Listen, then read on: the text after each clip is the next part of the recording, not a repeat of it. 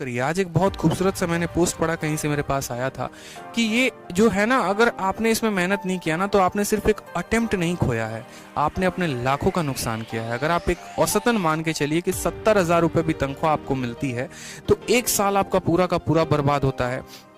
यानी मैं कहूं तो 8,40,000 रुपए का आपने अपना। एक स्टूडेंट पूछ रहे हैं कि सर आखिरी के 10 दिनों में क्या करें। मेरे भाई देखो एक सिंपल सी बात बताता हूँ। एक छोटा सा ह्यूमन फंडामेंटल है, ठीक है। एक ह्यूमन फंडामेंटल क्या है कि ये जैसे एक बच्चे ने पूछा ना कि सर लास्ट के 10 दिनों में क्या करना चाहिए। समझो यहाँ पे ये जो आपके आखिरी के 10 दिन होंगे ना, ये बड़े गेम चेंजर होते हैं। ये जो लास्ट के 10 डेज होते हैं, ठीक है। और ये लास्ट के 10 डेज आपके कैसे गेम चेंजर होते हैं हम आपको वो भी बता देते हैं। आज ही गुरुकुल में हमने पूरी की पूरी बातों की डिस्कशन की, ठीक है। और यहीं पर हम आपको एक छोटी सी बात को समझाते हैं। देखो हमारा जो माइंड होता है ना, आप ऐसे समझना कि जब आप अपने, एक तरीके से हम यूं कह लें कि आप याद करो वो दिन जब आप ग्रेजुएशन में हुआ करते थे या 12th में हुआ करते थे, ठीक है। उस समय में आप लोग क्या करते थे? उस समय में आप लोगों को अगर मैं एक बात बोल दूं कि कल आपकी परीक्षा है तो आप आज रात भर में हो सकता है पूरी की पूरी किताब याद कर जाते, या जितने भी इंपॉर्टेंट फॉर्मूला हो जाते वो सारे के सारे याद कर जाते। जैसे मैं अगर अपने बात करूं यहाँ ग्रेजुएशन में, तो पूरे साल या पूरे सेमेस्टर, मतलब मेरे रूममेट्स हो गए, मेरे दोस्त हो गए, मुझे बोल के थक जाएंगे कि भाई पढ़ लो, हमसे याद ही नहीं होता था।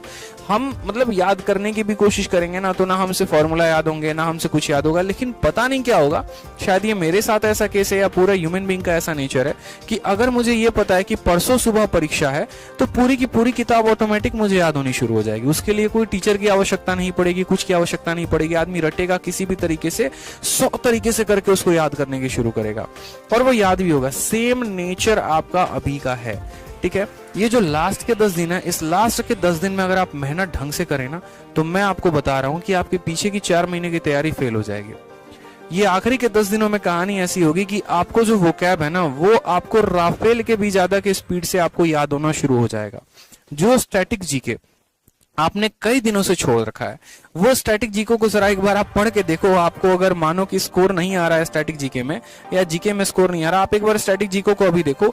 आप पूरे जितने भी कंट्री है, जितने भी कैपिटल हैं, करेंसीज हो गई, आप यहाँ पर फोक डांस, स्टेट डांस, जितने पार्क हो गए, सब के सब आपको याद होने शुरू हो जाएंगे। ये गारंटी मैं आपसे कह रहा हूँ, ठीक है। ये गारंटी मैं आपसे कह रहा हूं ये बात। तो अभी आपको क्या करना है, आखिरी के 10 दिन में जो है आपको पूरा का पूरा जोर दे देना है। आप जितना ताकत लगा सकते हैं, आप जितना मेहनत कर सकते हैं ना मेरे भाई, आप उतना ज्यादा मेहनत करिए। लास्ट के 10 दिन में जितना मेहनत हो सकता है उतना ज्यादा, आप जितना से ज्यादा, कम से कम मैं अगर आपको बात बताऊं ना तो अभी राइट नाउ कम से कम जो आपको मॉक टेस्ट देना चाहिए, कम से कम अगर मैं बोलूं तो 2 मॉक टेस्ट तो डेली देना चाहिए, मिनिमम है।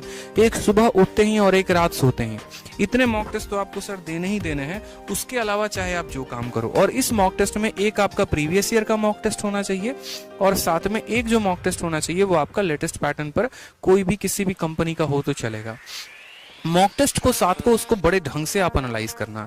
अगर आप ये सोचो कि नहीं सर ने कहा सिर्फ मॉक टेस्ट देने को, तो ये आपकी सबसे बड़ी गलती है। उसकी एनालिसिस बहुत बेहतरीन होनी चाहिए। क्या पता जो सवाल आपने यहाँ पर गलती किया है वहीं आपके पेपर में आ जाए, और अगर यहाँ पर आपने सुधार नहीं किया तो आप अपने पेपर में कैसे उसको सही ठहरा पाएंगे। तो कम से कम जो यहाँ पर गलती किए हैं उसको तो सुधारिए। अगर पता चले कि यहाँ पर भी आप वही गलती कर रहे हैं, आपके पेपर में आ रहा है तो वहां पर भी आप जाके गलती कर रहे हैं, तो आपने मॉक से सीखा क्या? फिर आपने तो मॉक में वही काम किया जो आपको आता था, बस आपने उसी का आंसर दिया। अपनी गलतियों पर तो आपने काम ही नहीं किया। तो आपको अभी यही काम करना है, आपको मॉक टेस्ट देना है, उसकी एनालिसिस करनी है।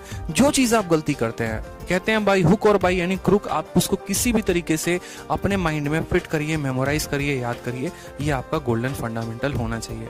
बहुत सीरियस लेना है आपको इस अपनी प्रिपरेशन को। ये आखिरी के सिर्फ 10 दिन जो है ना, पूरा का पूरा गेम बदल सकते हैं आपके इतिहास में।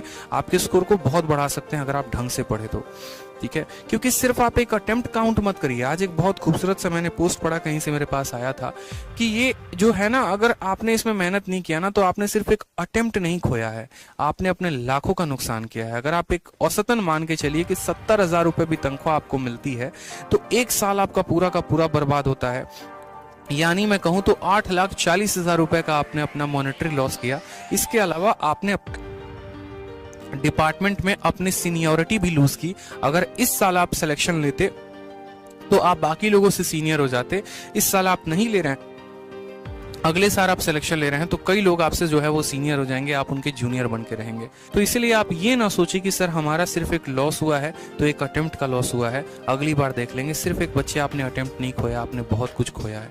तो ये जो आखिरी के दिन बच रहे हैं ना, इसको बहुत कायदे से इस्तेमाल करिए, ढंग से इस्तेमाल करिए।